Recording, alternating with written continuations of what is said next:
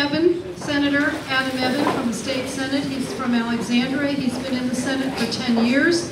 He's been very supportive of our bills over the years, and he has, what else did I forget now?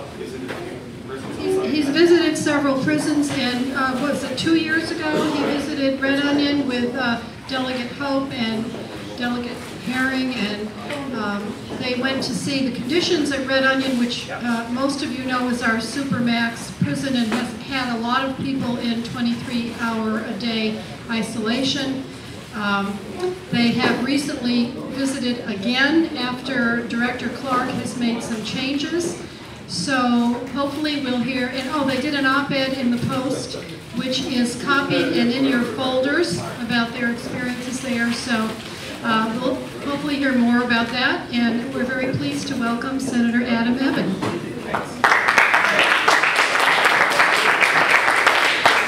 Thanks for having me, and really thanks for your advocacy and your work and your attention, because as you know, unfortunately, people in the prison system don't get the issue doesn't get the awareness that it should, and the people in the prison system don't deserve to be forgotten. They deserve to be helped so that for a better start and for a better tomorrow. As Carla said, I have visited Red Onion twice now. I went with Delegate Patrick Hope, and I seem to get involved in these projects that get us in trouble. The first one was we went to Red Onion, and then we caused some attention that the Department of Corrections wasn't excited about. And then a year later we went and we bought a gun, we had a background check, and we brought a hidden camera. He tells me we have something new that we're going to do this year, but he won't tell me what it is yet. So I'm scared. But there's lots of work we have left to do on what we've already started. So 2 years ago, actually before we went to Red Onion, we went to Coffeewood, much lower security facility, to see what was going on. And then we drove down to Southwest with Delegate Charnel Herring 2 Labor Days ago. And it was, I know it was because it was right after I got nominated for the Senate, so I remember when it was, so I remember that for a while. And we went to Marion as well as to Red Onion. And we went there particularly because we wanted to see what was going on with people in solitary confinement. And one of the first things I learned was when you call solitary confinement to the people in the corrections department, they get upset and they say there's no such thing as solitary confinement, it's segregation, which has such a nicer connotation, right? But you know, I don't even want to know what solitary confinement was, because well, we don't lock up people and throw them down a hole. They get to see their lawyer, and they get to see their, you know, whatever, and they get an hour for an hour a day, which is to go to the, you know, the shower or exercise or something. So it was pretty sad, our experience 2 years ago, and I'm happy that we went back again just, I guess it was 2 months ago, and had a much more hopeful experience, and we're happy with the direction things we're progressing in. Now I know that you guys are concerned today particularly with mental health in our state prisons, and I am too, but I didn't feel like I knew enough about it when it first came. The more I wonder about what's going on, the more I want to know. So I asked the Department of Corrections. They told me of the 30,048 inmates that were in the system on September 30th, that 23% had a documented mental health impairment and 15% were on medications. So I don't know if that's an accurate estimate, but people are screened within about 30 days after they're incarcerated. But the people in solitary confinement or segregation, or however you want to label it, I would imagine have a higher number, and if they're not suffering from mental illness before they get in, I would imagine after being in there for a long term that you know, things are not going to go well. They're not going to heal easily, or not going to be on a healing path.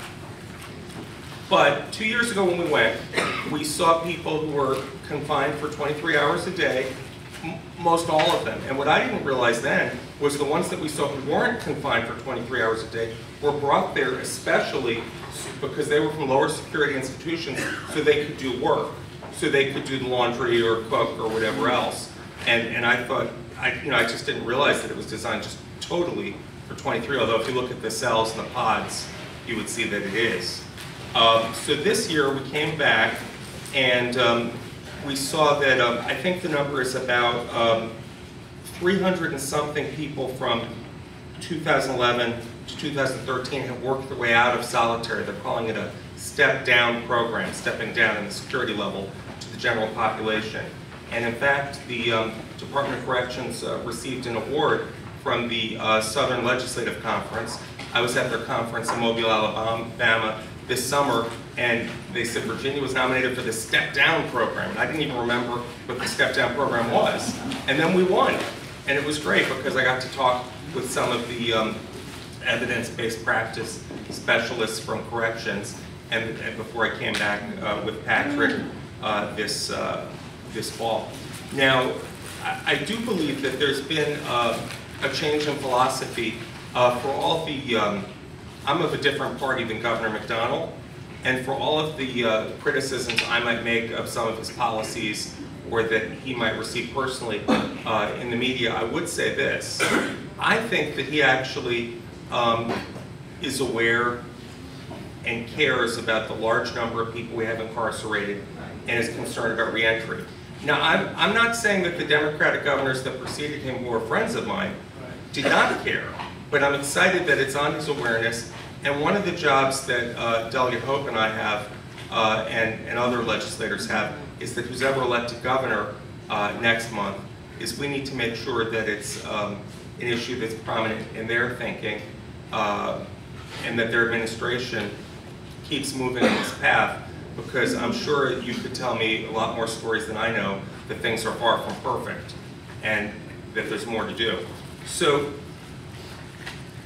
that's kind of a direction that we're moving in, but more specifically, how did they get from being in the segregated housing condition to being able to have general population privileges and movement? And there are a series of courses that they're receiving in things like anger management, substance abuse, dealing with substance abuse, making good choices, those sorts of things, expressing themselves. And they're receiving those courses in different ways. They're in small groups, the ones that we saw. And first they're moved from being in their cell, 23/7, to getting out to this course occasionally. I don't know if it's several times a week or not, but into basically a cage where there's 3 or 4 of them next to each other. And they're getting with other people who they haven't been with, other inmates, and with a instructor. And apparently the corrections staff, and when I say staff, I should say guards, largely guards, have volunteered to be trained to lead these courses. They're not forced to lead them, I'm told. Some of them have volunteered. And they have different workbooks and discussions, that sort of thing. And they're in these cages next to each other, which sounds barbaric. And when I first heard that and saw the PowerPoint, I thought it was. And when you see the cage, it's still jarring to see people, in like a phone booth. But then they progress. Then after they've taken some of those, they then move to one where they're actually chained to the desk, which is also barbaric. But then when you see that they've moved finally to having free movement, no restraints for a course, then I start to get excited. I mean, I was excited to hear the inmates just talking, even when they were in restraints, even when they were fully enclosed, because I could see they were getting human interaction, they were healing, they were learning, and getting a chance to think about things in a different way that would serve them well when they're released or when they're moved into general population. And it's important to realize that about, as you know, 90% of Virginia inmates are going to be released into our communities. So, and that's one of the ways that we've tried to make this case, Patrick and I, Delegate Hope and I, to other legislators and folks, is to say, because people, you know, as you know, are not as, their attitudes are not so nice about people who've committed a crime, you know, or especially a violent crime. And they don't have a rehabilitating attitude, some members of the public. And when we tell them, well, they're going to be in your community, would you rather they took an anger management course with others and learned how to get along? Would you rather that they deal with substance abuse? Would you rather that they learn how to live outside of a confined cage? Or would you rather that they are let out after 20 years of being in a single room with no interaction with humans and see how they get along then? So it seems to make a point. So they take these courses, and then they can earn their way to these privileges, like going to the group recreation, going to Edith's group. And we saw most of the facilities. One thing that was really nice is we saw, just a few weeks before we were there, they opened a school facility for GED, that sort of thing, that was just built in what had been an empty building on the facility. And we saw classrooms, and we saw a few inmates in very small groups getting instruction, and a very nice library as well, which I hope more of the inmates will be able to visit in person rather than just get a cart coming to them. But they had a nice, what I thought was a nice library. Now, we knew we were going for a few months, and so did the Department of Corrections. So I don't know how much changed just for our visit, but if it changed because we were coming, fine with me, because it changed. So I was happy to see that. Senator Ebbin, yeah. This probably would not have happened as easily and quickly and wonderfully had you and the other legislators not gone in the first place. That's right.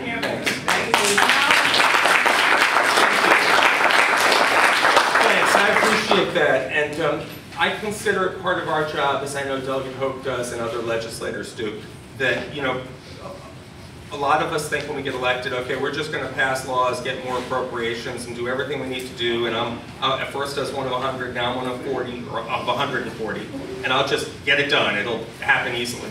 And it's pretty slow. So sometimes asking questions, touring state facilities, learning, and just even making suggestions, writing to the governor, makes a difference. So I appreciate your recognition of that. We're happy to do it. And I will say it would be easier if we didn't have to drive 12 hours to do it, because we'd go more often. But so imagine if you were a family member in Richmond or in Northern Virginia, trying to get there to visit. It's quite a distance. And we were very fortunate this time. We got to go with another legislator and some staff. We got to go on the state plane, which I don't think they're flying all the prisoners' families down on last time. I don't think. So, yeah, and that is a challenge, because we know that family contact and contact from visitors makes a huge difference. And I don't know what the answer to that is. At one point I thought that, you'll tell me later about whether or not churches have buses or any. They do. They have some buses. Okay. Yeah. Well, most of what we learned was in our op-ed in the Washington Post, which is in your packet. But I thought maybe it would be good for me to answer questions, because that way I'll be able to focus on what's at the top of your mind, sir. You mentioned the step-down program, the way of integrating in. Do they take those early courses when they're in the 4 cages, or when there's chain desk, or how does that? I don't know which course they take when, but at each time they're out of their cell, when they're in the program, they're taking some kind. They're not let out of their cell unless they're either taking a course or they've been through courses to the point where they've earned more time out. You know, and then ultimately they're out of their cells for not just recreation and that, but to be within the pod, to have some free movement when they're successful. And but to start, when you go from solitary to this program, you're taking some kind of group discussion course in very small numbers, from what we saw, 3 or 4 people at a time. And I'll tell you, the Secretary of Public Safety, who I think has done a good job, Marla Decker, who's just now been appointed by the governor to the Board of Appeals. So she'll only be in her secretariat role for another few weeks. She came with us and she said to the inmates, she said, I'm the secretary. We've got some delegates and senators. Why don't they introduce themselves? And this is in keeping in line with Governor McDonald's strategy on reentry. And so one of the prisoners said to Patrick, they said, "Are you the governor?" So Patrick said, no. And then he said, who are you? So Patrick said, and he said, well, can I get your address? So we get some correspondence sometimes. So, but Patrick deferred and he said, I'm sure you can look it up. So he challenged him to find him.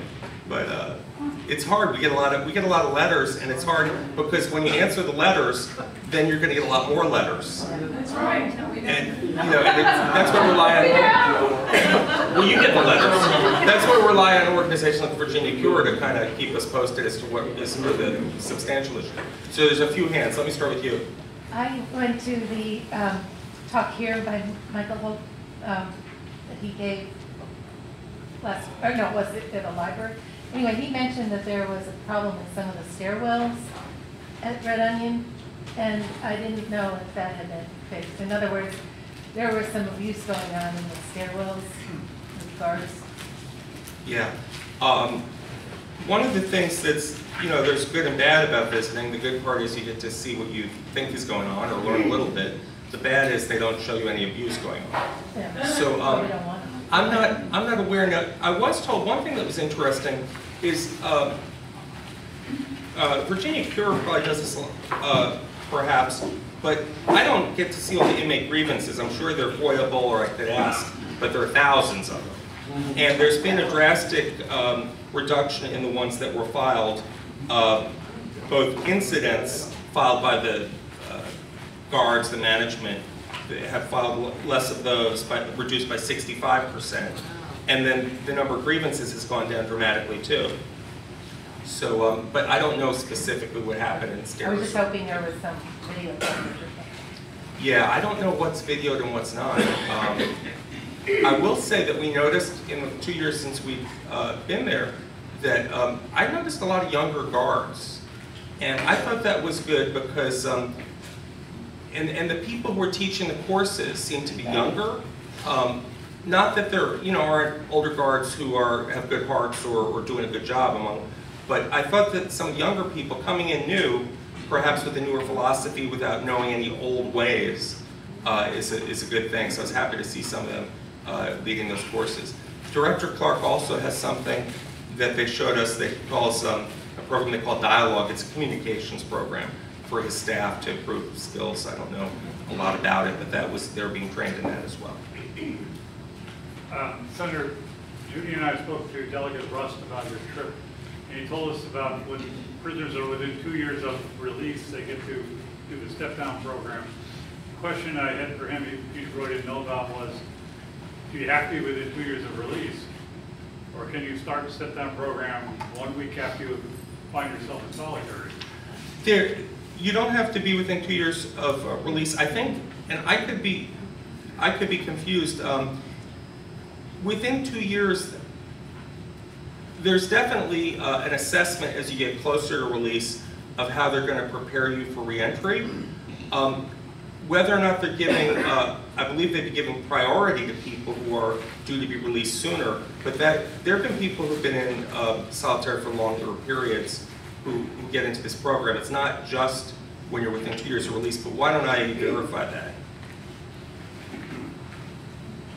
Because that's not a question. I asked if there was a specific limit. I was told that people are assessed individually. While you're asking, could you ask if the prisoners could apply for the program? I'm told that everyone is evaluated, but let me ask if they have to apply or if they apply. Okay, thank you. Senator, Marcus Holland, I am with the Department of Corrections. You're correct. Everyone, when a prisoner gets to Red Onion, all of them are evaluated for the program. So there's not enough line because the goal of the Department of Corrections is to step all of them down. The 2 year mark you're talking about is reentry into our intensive reentry sites. But once you get to Red Onion, they're evaluating, constantly evaluating to step you down to get you out the process, sir. Or get you out of Red Onion, hopefully move you somewhere Okay, let's get you, and then John. Mine, I think, is super quick. Just the population at Red Onion, I mean, the inmate population, are persons in Red Onion because of their crime or because of their behavior in the institutions? They're either there because of their behavior in the institutions. There are two kinds of segregation. There's one called administrative. There's one that's basically punishing you for an infraction, but one that's more time limited, where you would stay in your own institution, and one for something that's considered pretty serious, like, I don't know, attacking a guard or not just a regular fight. But their offense isn't what brought them to Red Onion, it's their behavior in the system that brought them there? I think it's a mix, because there's also people there like Lee Malvo, who was never in the general population. And one of the reasons I was told that he's in segregation is because he's such a high-profile inmate, and this never even occurred to me, that some people would like to take him down and have the notoriety of having killed someone famous, potentially. Right. So so it's a mix, but the people, sir, I don't know if you know better than me, but it's a mix, and if you do something really serious at another institution, you're going to go to Red Onion. Are they trying to work with, say, someone like Malvo to make it a little easier for them to have some contact? I mean, There are people who are, I was surprised because I just assumed that everyone would want to be out of segregation. But we spoke to one inmate who was in the program, and we were talking, so you're looking forward to trying to get out of segregation? He said, no, I want to stay in segregation. I don't want to be out there. But he wanted to be in the program, which is good, because those are still important skills. And whether he's scared of being in general population with good reason or other reasons, I'm still happy that anyone can go through these courses and have human interaction and have the opportunity to get to a more normal existence. okay, this is a little off the subject, but we're going to be at the General Assembly. Can you help us, give us some tips on how Yeah, to let me do have- that in a minute, because was it you I recognized? I said I was going to get to you, to Carla, and then to John. Oh, my turn. Yeah, let me go. I had, the director had said a while back that he had transferred a number of mentally ill people from Red Onion to places where they could receive care. Because we have brought up with him before that a lot of the people in Red Onion were not normally, psychologically normal. Did you hear anything about that, or? About people being transferred from Red Onion to Right. elsewhere for more care? or Well, you know, Marion is, my understanding, Marion is supposed to be specialized for inmates who need care, but there's also, I had called someone, an inmate's family who'd been in Red Onion, who were transferred out to a state hospital, but I don't know all the protocols on who goes where for more intensive care. Because I was assuming that there were a goodly percentage of people in Red Onion who were mentally ill, had Yeah. mental health issues, and to transfer all of them to, I don't think there's room, as we heard earlier, there aren't enough beds in some of these mentally ill places. So Yeah. I just wondered if anything had come up like that. Well, no, but I'm glad you just mentioned it, because I'll just give you a preview of what I'm working on, which I guess now is going on the internet or somewhere where I'm being photographed for. Is this for the internet or posterity? She's in the kitchen. Okay, well anyway, I'll tell you whoever. No, I'm doing a lot, I was just curious what the taping was for, but I'm doing a lot of research, or my office is doing a lot of research on mental health care for Virginia prisoners, because what we're going to try and do is get Governor McDonnell to appropriate some more money so that we can improve what's available to the inmates in terms of how many, you know, there's a limited number of QAMHPs, qualified mental health professionals, on prison staff, or the ones that are contracted out. There are 142 full-time mental health service employees within the DOC, and there's also 30 FTEs with, I think it's called Horizon, the outside company that's contracted for some services. But what I'm trying to do is compare Virginia to national averages and also what's needed, and see if the governor might be able to appropriate more money in his 2-year budget. I've not written to him yet because I want to cross my T's and dot my I's to ask for something that would be realistic and needed and be well informed. Well, if there's anything Virginia Cure can do to help with that effort. We're going to have a lot to talk about offline. Yeah, because I'll ask you about it after. I should have probably attended the whole conference. So, John, you had a question? Yeah, there's a lot of studies, one in particular out of Missouri, that shows that the increased number of contacts with the family the prisoner has, that reduces recidivism substantially. And we're aware that Virginia is one of the states that's gouging families when they try to have contact. The telephone connection charges are very excessive, and then the per minute is sky high. And we've been working with the FCC to get this stopped at the federal, the interstate level.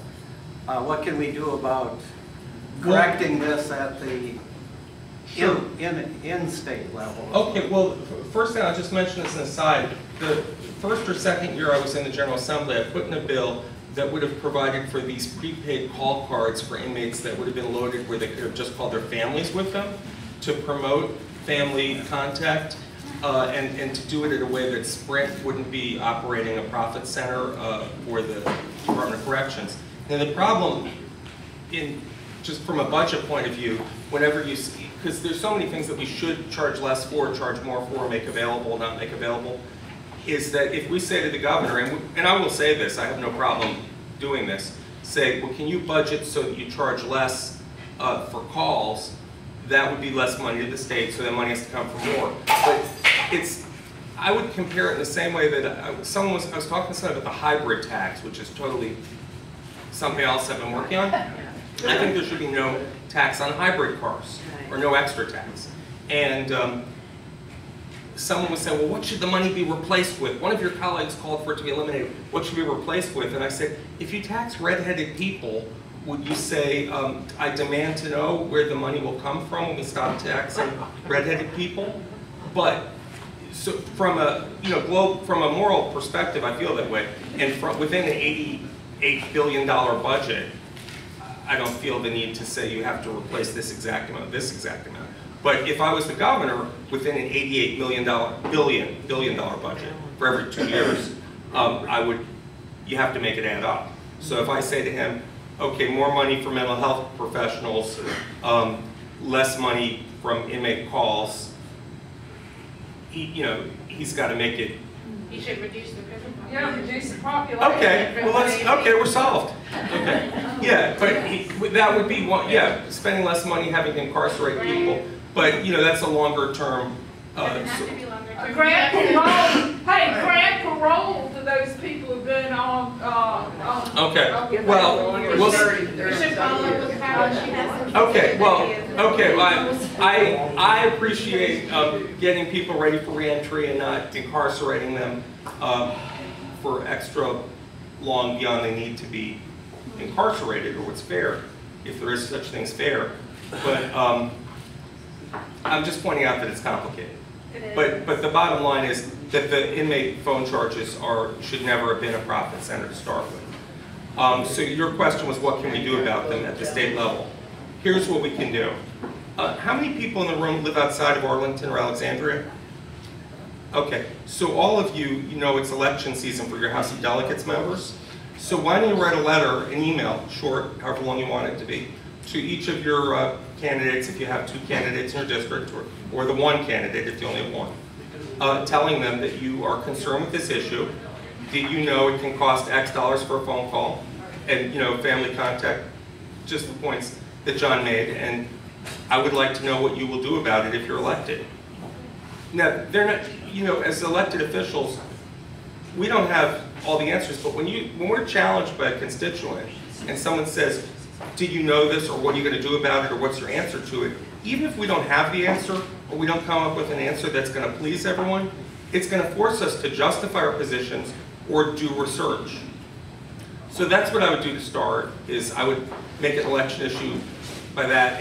And there's nothing wrong with writing to legislators in Alexandria and Arlington either. It's just they're because they need to be made aware too.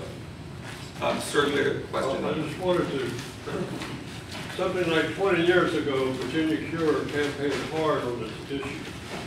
And we got the State Corporation Commission to back us in knocking these numbers down to something reasonable. One day in the General Assembly, every legislator got visited by the industry, and they voted it down just like that. So there's a lot of power, you know, and they get a lot of money for this, and they're willing to do a lot of very tough to keep it. Yeah. Well, there's no question that people that business influences are that businesses can have a large influence. But the people elect the legislators, and in particular during this election season, legislators do pay attention to what their constituents are saying. And when they say it during the election season, they tend to pay even closer attention. And that's why you should speak up now. And I think the lady with the floral jacket was asking about how you can advocate to your legislators in general, Well, right? not only that, my specific question is, any little tips you can give us Yeah. in trying to get through the Public Safety Committee with some of our proposed legislation? Okay, well, I'm going to give you more general tips and not specific on that committee. But seriously, talk to your specific legislators, relatively short letters that make your key points, and ask for an answer. And most of the people who write to me are pretty respectful, but sometimes people from both sides, liberal and conservative, who are most invested in an issue, tend to get really long letters, strong opinions, lots of exclamation points. And short, reasoned, it doesn't have to be too much more than a paragraph or two. Now, am I already running out of time? We're out of time? We've got a panel and Okay. another speaker. Well, let's take one last question. I'll be really quick. Thank you so much. It's my understanding that in about 1995, legislation was passed so that no one can get out of prison on good behavior. They have to fill out their whole term. Is that still true? And if so, what can be done? This is very expensive, keeping people locked up. And solitary confinement, I understand, is $70 a day. It's we could more send than them to that. Harvard. Yeah, I think it's more than that. Can't we get this changed so that people can get out for good behavior? How can we? Well, parole, I think what you're talking about is the elimination of parole. Yes. Yeah, that would take quite a legislative effort through the General Assembly to be signed by the governor.